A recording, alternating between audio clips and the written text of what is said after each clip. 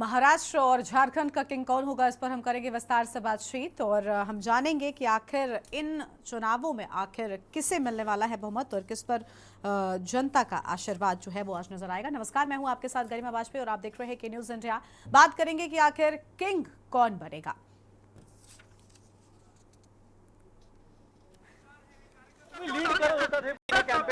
तुम्ही देखील विजयी झालेले आहात एक प्रकारे, काय वाटतं? माननीय मुख्यमंत्री एकनाथजी शिंदे साहेब काम करत होते। आम्ही जे आहे आम्हाला जी जबाबदारी दिलेली ती जबाबदारी पूर्ण करण्याची काम पूर्ण ताकदीने आम्ही केलेलं आहे। आज जर तुम्ही पाहिलं असेल ठाणे जिल्ह्यामध्ये पण ज्या ठाणे जिल्ह्यावरती धर्मवीर आनंद दिघे साहेबांचं वर्चस्व होतं, दिघे साहेबांमुळे हा ठाणे जिल्हा ओळखला जात होता, ते अभेद्य ठेवण्याचं काम माननीय मुख्यमंत्री एकनाथजी शिंदे साहेबांनी केलेलं आहे। ठाण्यामधल्या सर्वच्या सर्व जागा महायुती जी आहे ही जिंकते। कल्याण लोकसभेमधील देखील सगळ्या जागा ज्या आहेत या महायुती जिंकते। अरे बसेल ना, मला काय वाटत नाही प्रॉब्लेम आहे। मनसेच्या पारड्यामध्ये एकही जागा एकत्र दिसत नाहीये। आता पाहिलं नाही मी अजून रिझल्ट त्यांचा, म्हणजे किती जागेवरती पुढे आहे। ठीक आहे, थँक्यू।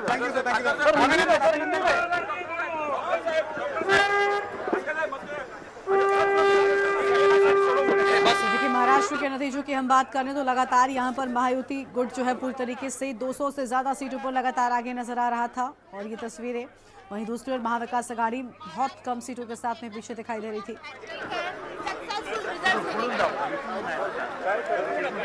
सभी का सबसे पहले तो मैं बहुत बहुत धन्यवाद अदा करता हूँ कि जनता जनार्दन की ये विक्ट्री है, उनका ये विजय है, महाविजय हम लोग कह सकते हैं।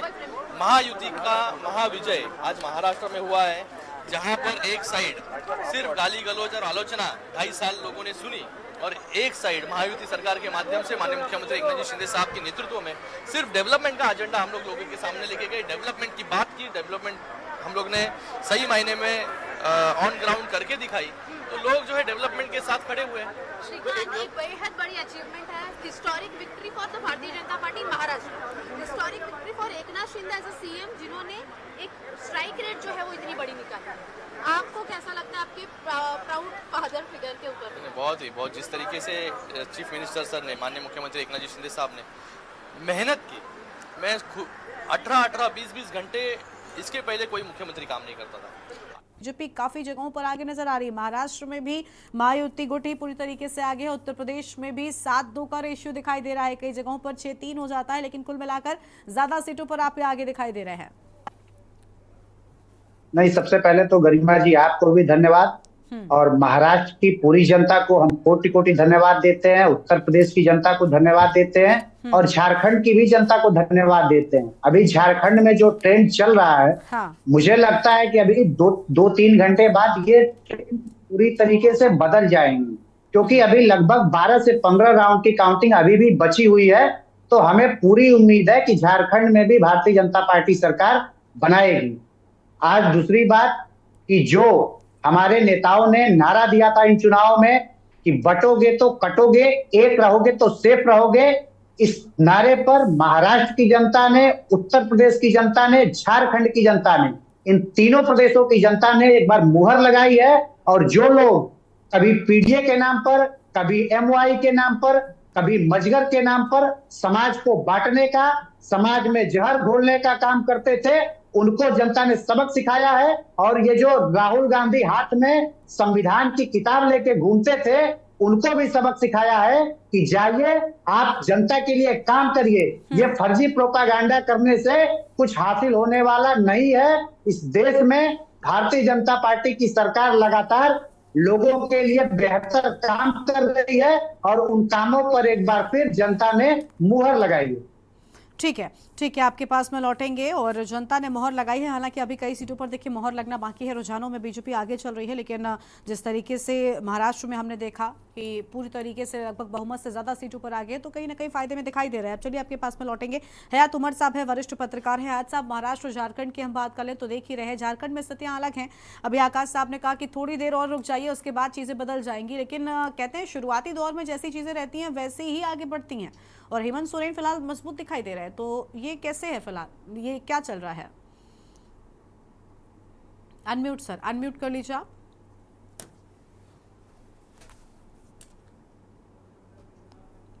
सर आपके पास में आएंगे साहब। अभी देखा आपने महाराष्ट्र में बीजेपी आगे है, उत्तर प्रदेश में भी 9 सीटों की अगर हम बात कर लें तो कुछ जगहों पर कभी 7-2 कभी 6-3 का रेशियो, लेकिन कुल मिलाकर ज्यादा सीटों पर बीजेपी ही आगे दिखाई दे रही है।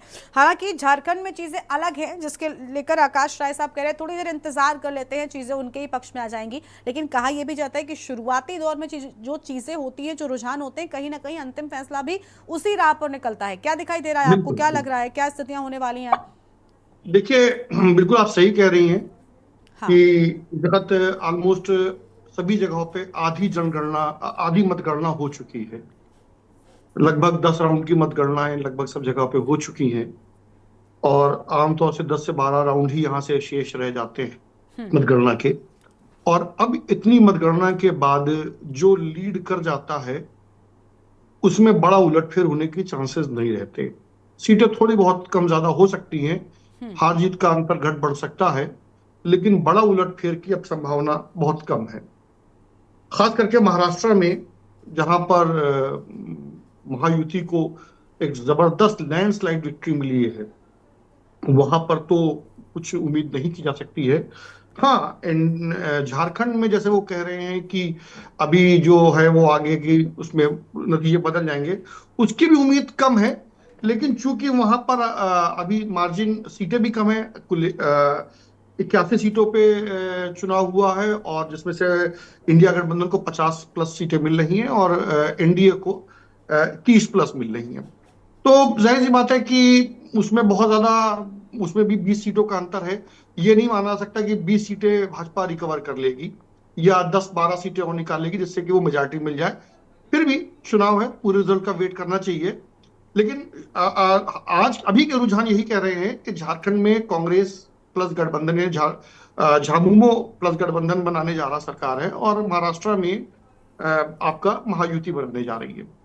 देखिए, दोनों जगहों पे मुझे एक बात बहुत कॉमन है झारखंड की जीत में और झारखंड के रिजल्ट्स में, और उसमें दोनों जगहों पर एक जो जीत हुई है वो किसी मुद्दे या किसी उसकी नहीं हुई है। जीत हुई है डायरेक्ट मनी ट्रांसफर की, जो सीधा बेनिफिट मनी ट्रांसफर हुआ है मतदाताओं के खाते में, जिसका अभी हमारे मुख्यमंत्री एकनाथ शिंदे जी जिक्र कर रहे थे, लाडली बहना योजना।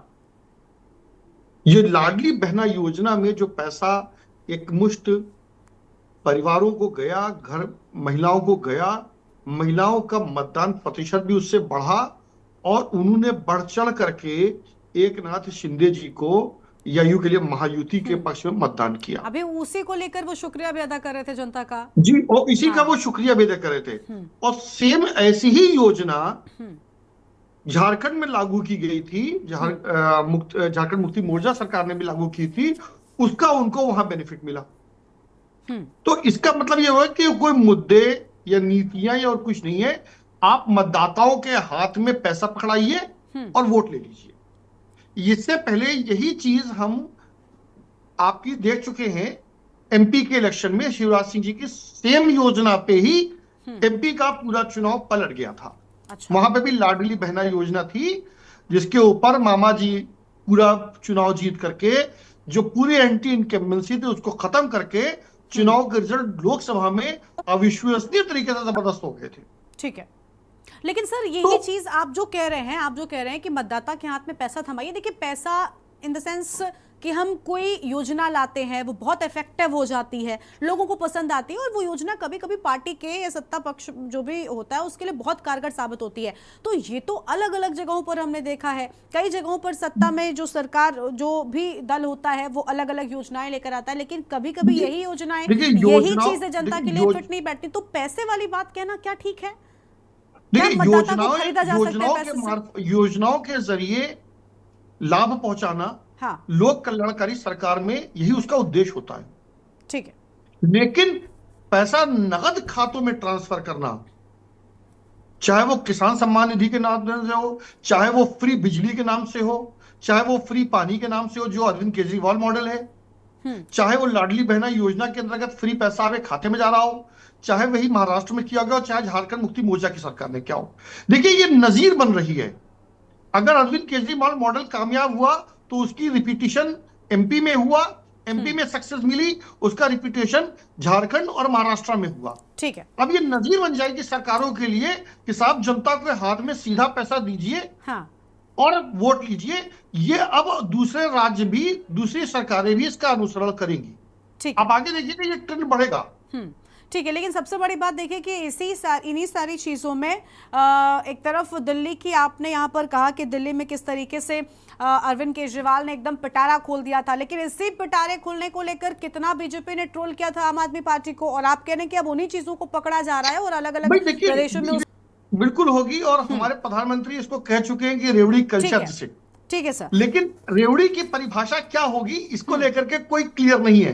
कोई उसे जन कल्याण योजनाएं कह रहा है। हाँ। कोई उसे जनता के हाथ में जनता का पैसा नाम देना कह रहा है। अलग अलग हो सकते हैं, लेकिन कुल मिलाकर मकसद भी। चलिए आपके पास में लौटेंगे सर। कुछ और लोग हमारे साथ में हैं, कुछ और वरिष्ठ पत्रकार भी हैं, राजनीतिक विश्लेषक भी हैं, उन सबका रुख कर लेंगे। संदीप शुक्ला जी हमारे साथ में हैं, राजनीतिक विश्लेषक हैं। अभी जब आपको सुन रहे थे मुस्कुरा भी रहे थे, मैं उनके पास जाऊंगी, महाराष्ट्र से हैं।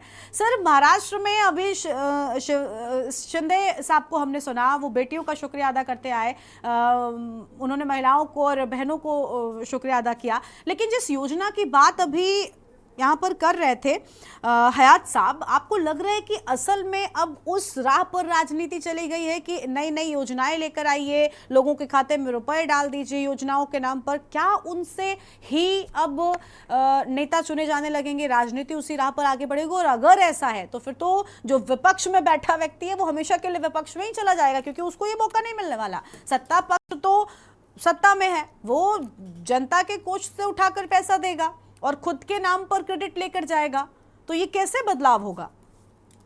बिल्कुल, हयात उमर जी की इस लाइन से मैं बिल्कुल सहमत नहीं हूं। जिस तरह की बात वो कह रहे हैं कि पैसे का कल्चर चल रहा है, ये पैसे का कल्चर नहीं है। हम टेलीविजन चलाते हैं, टेलीविजन में टीआरपी का भी खेल होता है कि आप जितना जनता से जुड़ोगे उतना ज्यादा लोग आपके साथ खड़े होंगे, आपके पास खड़े होंगे। आपने एक चीज देखा, उन्होंने दो एग्जाम्पल दिया, एक महाराष्ट्र में लाडली बहन योजना का दिया और दूसरी तरफ मामा का भी जो है शिवराज चौहान जी का, उन्होंने मध्य प्रदेश का जो उदाहरण दिया वो भी जो है वो लाडली बहन योजना का था। पैसे का मामला इसमें मात्र 2000 रुपए है, लेकिन उसके साथ साथ जो एक हर परिवार से कनेक्टिविटी है, मात्र 2000 में आपने बहन और भाई के रूप में एक परिवार से जो आपने अपनी कनेक्टिविटी की, आपने अपनी उस घर में, उस परिवार में जो मौजूदगी दर्ज कराई, वो काम आ रहा है। कहीं ना कहीं लोगों तक पहुंचना, लोगों को अपना बना लेना, क्योंकि एक पूरे महाराष्ट्र में एकनाथ शिंदे की पूरी टीम जो है घूम रही थी, रक्षाबंधन के दौरान लोगों से सीधे संपर्क कर रही थी। तो कहीं ना कहीं वो जो है मैसेज, वो भावनात्मक, वो इमोशनल जो मैसेज है, उसको पैसे से 2000 रुपए से नहीं तोला जा सकता। उसे जो है वो इमोशनल उस चीज को समझना होगा, और वो इमोशनल भावनात्मक प्यार जो है वो महाराष्ट्र में जो है देखने को मिला है।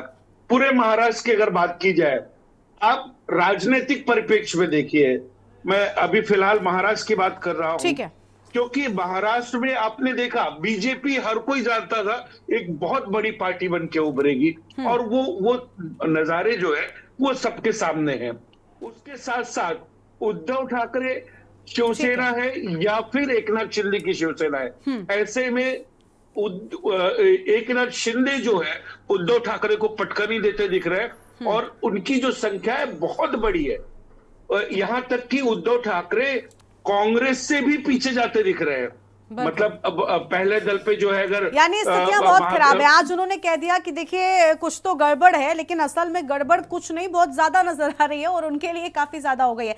हमारे साथ में अलग अलग जगहों से हमारे संवाददाता भी जुड़े हुए हैं, भारतीय जनता पार्टी के नेता भी हैं, और साथ ही हमारे साथ में झारखंड से संजय पांडे जी हैं, राजनीतिक विश्लेषक हैं। अब उनका रुख कर लेंगे। हमने संदीप जी की बात को सुना था। सर, झारखंड में स्थितियां अलग है, इंडिया गठबंधन मजबूत नजर आ रहा है। सर अनम्यूट कीजिए, आपकी आवाज नहीं आ रही है सर, उसके बाद बोलिए। हाँ गरिमा जी, झारखंड में जैसा कि सुबह में मतगणना शुरू हुआ और पोस्टल बैलेट की शुरुआत हुई, तो समय रुझान थे वो एनडीए के पक्ष में आ रहे थे, लेकिन जैसे ही वो ईवीएम की ओर रुख हुआ तो अभी जो फिलहाल स्थिति है उसमें महागठबंधन की स्थिति काफी अच्छी नजर आ रही है। उसमें कई फैक्टर हैं। एक तो मैंने पहले ही कह दिया कि झारखंड का जो 28 एसटी वाला क्षेत्र है उसमें जिस पार्टी का ज्यादा सेंधमारी होता है सरकार लगभग उसी की बनती है। तो अभी आप देखेंगे कि 28 में 23 सीटों पर झारखंड मुक्ति मोर्चा आगे चल। तो कहने का तात्पर्य है कि उस क्षेत्र में झारखंड मुक्ति मोर्चा ने अपना दबदबा कायम रखा है, जिस कारण जो है अब जो स्थिति में जो आ रहा है, मुझे लगता है कि लगभग जो है झामो प्लस जो है उसका काफी आगे बढ़ चुकी है और उसके जो कई फैक्टर सामने आए हैं। निश्चित रूप से कहना होगा कि मैया समान योजना जिस तरीके से महाराष्ट्र में आप देखें जो परिणाम आए उसी प्रकार जो झारखंड में है। और उसने आप सबसे बड़ी गौर करने वाली बात यह है कि मैया समान योजना को आप देखेंगे कि आनंद फानंद में जिस तरीके चूंकि इलेक्शन का पीरियड मतलब जो घोषणा होना था और लगभग 2-3 महीने में जिस तरीके से इम्प्लीमेंट कराया गया, तो उसमें सबसे बड़ी कारण है कि सरकारी बाबुओं के चुंगल से निकल करके हेमंत सोरेन सरकार ने जिस तरीके से ज्यादा से ज्यादा मैया समान योजना को सफल कराया, ये बड़ी गौर करने वाली बात है। पहले जब योजना को जब सामने आया गया था तो उसमें महिलाओं को ठप्पा मतलब जैसे कि फिजिकल वेरिफिकेशन के लिए कहा गया, तो समय था नहीं, तो फिर उसमें रात भर ही जो है मतलब 24 घंटा के अंदर उसको सुधारते हुए उसमें लचीलापन लाते हुए जिस तरीके से अधिक इसमें समान योजना में जोड़ा गया और योजनाओं को सफल। ठीक है सर आपके पास में लौटते हैं, माफी के साथ में आपको रोक रहे हैं। इस बीच प्रियंका गांधी की जीत को लेकर रॉबर्ट वाड्रा क्या कहना सुनता है? To go out and vote for Priyanka. They have seen how they've known of Priyanka through Rahul, and now they saw Priyanka go to every corner of Wayanad and meet them and understand their issues and and definitely make promises and also tell them that that I'm here with them. She is their family now, and they have to protect her as well. But she will fulfill all the promises, and I mean I will still say it's just. The leads are good. I'm happy, but I will congratulate her fully when we have a full, all 18 rounds are counted. I mean, I think 6 or 7. तो महाराष्ट्र, झारखंड, उत्तर प्रदेश में इन सीटों पर king कौन होगा, इसको लेकर हम लगातार कर रहे हैं चर्चा। खास मेहमानों का पैनल हमारे साथ में लगातार बना हुआ है। अब हमारे साथ में अबू उजैर निजामी साहब हैं, कांग्रेस पार्टी के नेता। एक बार उनका रुख कर लेते हैं। सर, कांग्रेस पार्टी की स्थिति तो बड़ी डामाडोल हो गई। चलिए, प्रियंका गांधी का ठीक ठाक रहा, लेकिन बाकी जगहों पर क्या हुआ? चाहे आप देख लीजिए, उत्तर प्रदेश में भी कुछ स्थिति जहां पर भी आप थे बिल्कुल जीरो नजर आ रहे हैं, या बाकी जगहों पर हम देख लें झारखंड में ठीक है इंडिया गठबंधन का, बाकी महाराष्ट्र में देखिए क्या स्थिति हो गई, उत्तराखंड में भी यही स्थिति है। क्या कहेंगे सर?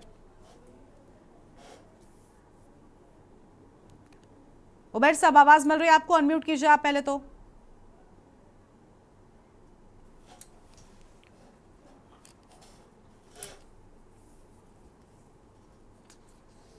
बोलिए सर।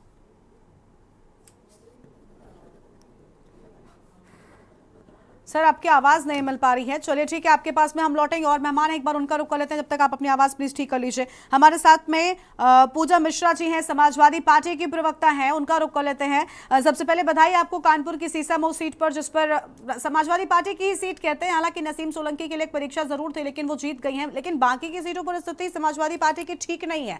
एक तरीके से जिस तरीके से आप इन चुनावों को लिटमस टेस्ट कहा जा रहा था कि भाई ये तो आने वाले विधानसभा चुनाव से पहले का एक आईना है, वहां पर स्थिति ठीक नहीं रही समाजवादी पार्टी की। बाकी सीटों पर सब जगह पीछे है।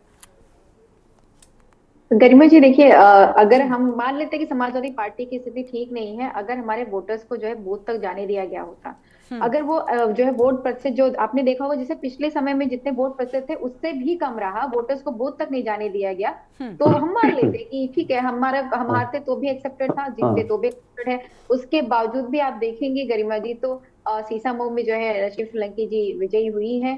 और ऐसे ही जो है अभी मैं देख रही थी तो कुछ चैनल कह रहे 3 पे आगे, कुछ कह रहे 2 पे आगे है। पर गरिमा जी, आपने देखा कि किस तरीके से वोटिंग वाले दिन हमने 314 एप्लीकेशन दिए और जब जो है माननीय राष्ट्रीय अध्यक्ष जी प्रेस कॉन्फ्रेंस करते हैं और जो है इलेक्शन कमीशन संज्ञान लेता है, उसके बाद में पुलिस कर्मियों के ऊपर कार्रवाई होती है, तब जाकर के वोटर्स जो है हमारे बूथ तक जाते हैं और उसके बाद में वोटिंग प्रतिशत बढ़ता है, तब जाकर के मुझे लग रहा है कि जो ये अभी हमारे परिणाम तो यानी वो जो कई जगहों पर हमने देखा समाजवादी पार्टी के प्रत्याशियों ने तो इन चुनावों को मानने से इनकार कर दिया। एक जगह पर तो प्रत्याशी मतगणना स्थल तक नहीं गए क्योंकि उनका कहना है कि इन चुनावों को वो नहीं मानते। तो वही उन्हीं चीजों का समर्थन आप कर रही हैं। जहाँ पे वोटर्स को, जहाँ पे बार बार अगर इलेक्शन कमीशन भी कह रहा है कि भाई आपको आईडी नहीं चेक करना है, आप महिलाओं को लाठी लेकर के दौड़ा रहे हैं। गरिमा जी, मैं कहती हूँ एक बार के लिए महिलाएं आपसे जो है बदतमीजी भी कर रही होंगी, पर पुलिसकर्मी कब से उनको लाठी लेकर के दौड़ाने लगे? ठीक है। यानी कुल मिलाकर वही बात आपकी ओर से कही जा रही है जो समाजवादी पार्टी के नेताओं ने भी बड़े मंचों से कह दी थी। चलिए आपके पास में लौटेंगे। अखिलेश सिंह जी हमारे साथ में है दिल्ली से। अखिलेश जी, आज हालात तो कुछ और हो गए अलग अलग जगहों पर, चाहे महाराष्ट्र झारखंड की हम बात कर ले, दिल्ली से बहुत नजदीक गाजियाबाद में क्या स्थिति है?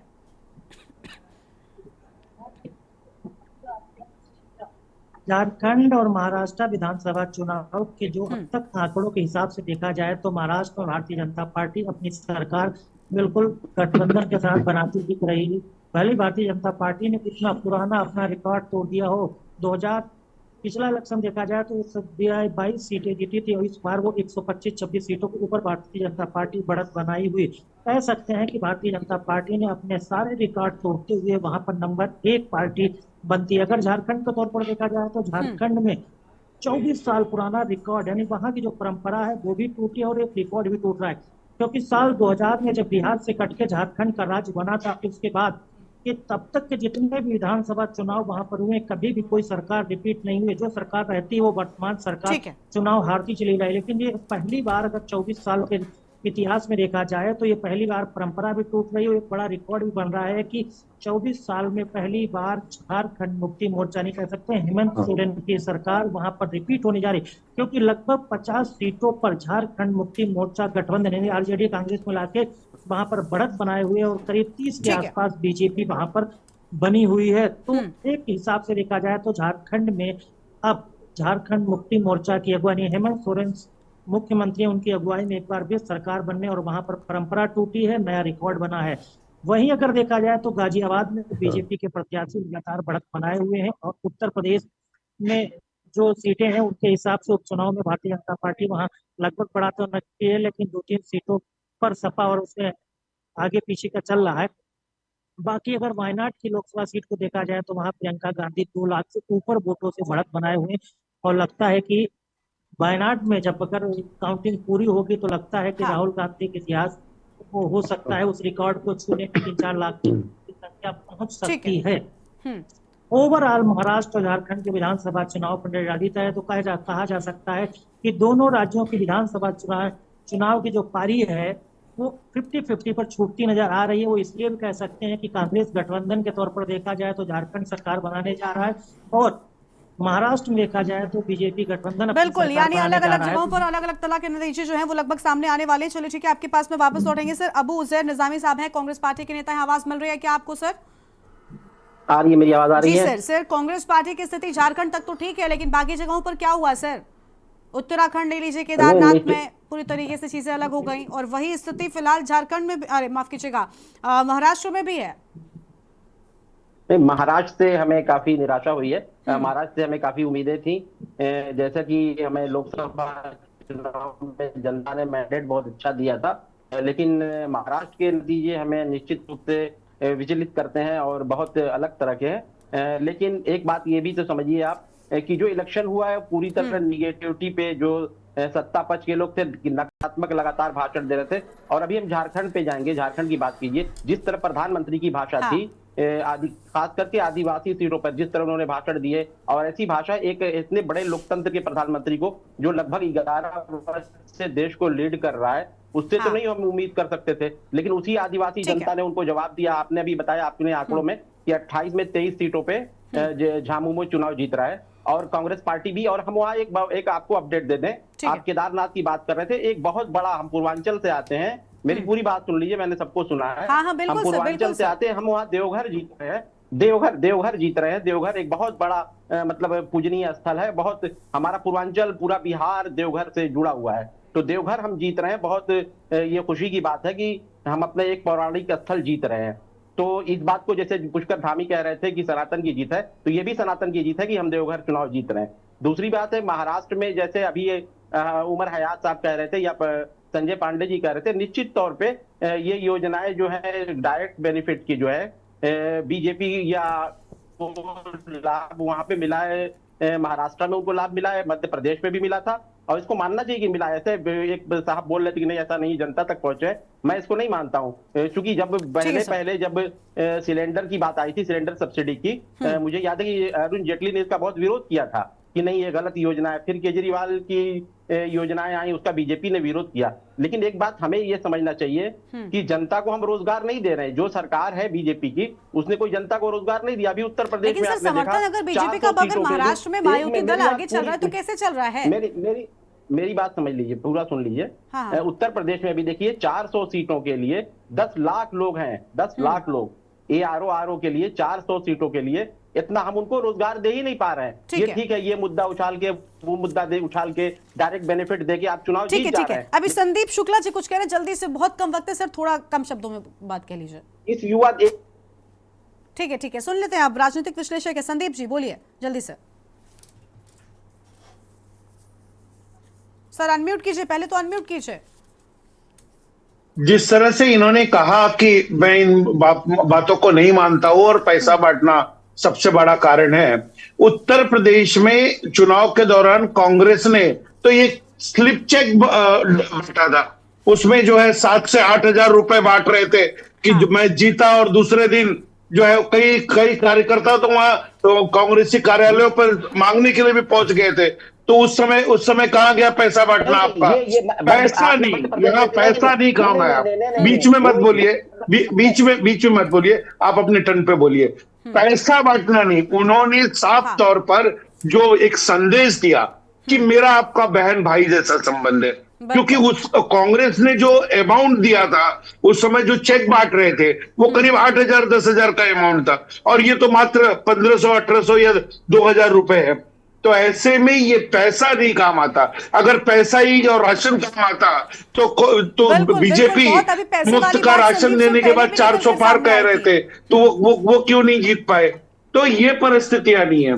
उसके साथ बिल्कुल सर, देखिए ये सारी चीजें पहले भी ध्यान रखनी चाहिए। पैसे की बात पहले भी निकलकर सामने आई थी, जिसमें यही चीज निकलकर आएगी। देखिए पैसे के दम पर वोटर को खरीदा नहीं जा सकता है। आप अपनी जब तक भावनाओं को नहीं सही जनता तक पहुंचा पाएंगे और जनता जब तक आप पर विश्वास नहीं दिखेगी, तब तक आपकी जीत असंभव नजर आती है।